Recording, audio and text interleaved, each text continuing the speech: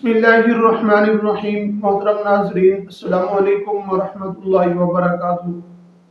محترم ناظرین، خواب کے اندر آگ کا دیکھنا یا شعلے آگ کے انگارے پھینکنا یا آسمان سے آگ کو آتے ہوئے دیکھنا اور اس کے پاس جو کھانا پڑا تھا اس کو کھا جانا، ان سب خوابوں کی تعبیر اسی ویڈیو کے اندر آپ کے سامنے ذکر کروں گا، اور اس کے ساتھ جتنی ہی ملتی جلتی صورتیں ہیں وہ بھی اسی ویڈیو کے اندر آپ کے سامنے بیان کروں گا۔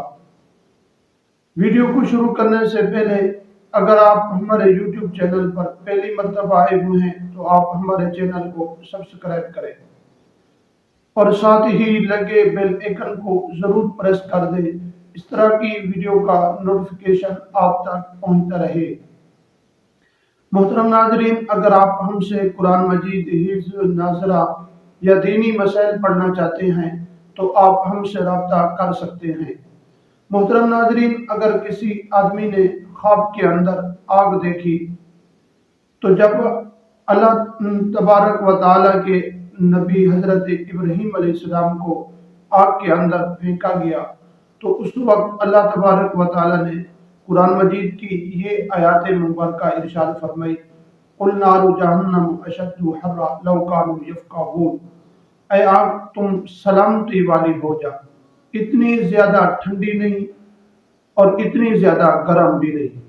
محترم ناظرین، اگر کسی آدمی نے بادشاہ کو یا اپنے آپ کو آگ کے اندر پھینکتے ہوئے دیکھا تو اس خواب کی تعبیر یہ ہے کہ یہ آدمی مشکل اور تکلیف سے آسانی کی طرف آ رہا ہے۔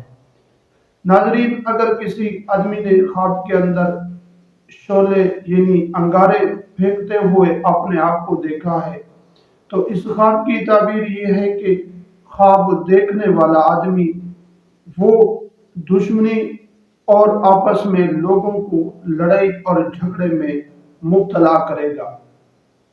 محترم ناظرین، خواب کے اندر کسی آدمی نے دیکھا کہ آسمان سے آگ آئی اور اس کے پاس جو کھانا پڑا تھا اس کو کھا لیا۔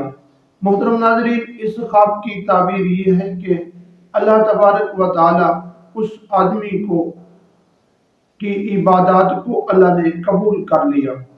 ناظرین، پہلے زمانے میں یعنی حضور صلی اللہ علیہ وسلم سے پہلے جتنے بھی انبیاء علیہ السلام آئے ان سب کی قربانی آگ کھایا کرتی تھی۔ اگر کسی آدمی نے خواب کے اندر اپنے کھانے کو دیکھا کہ آگ کھا گئی ہے تو اس خواب کی تعبیر یہی ہے کہ اللہ تبارک و تعالی اس آدمی کو عبادات کو قبول فرمائیں گے۔ ناظرین، اگر ویڈیو آپ کو اچھی لگے اپنے دوستوں کی طرف بھی شیئر ضرور کیجیے۔ اگر آپ نے کوئی خواب کی تعبیر پوچھنی ہے تو کمنٹ کے اندر ضرور ذکر کر دیں۔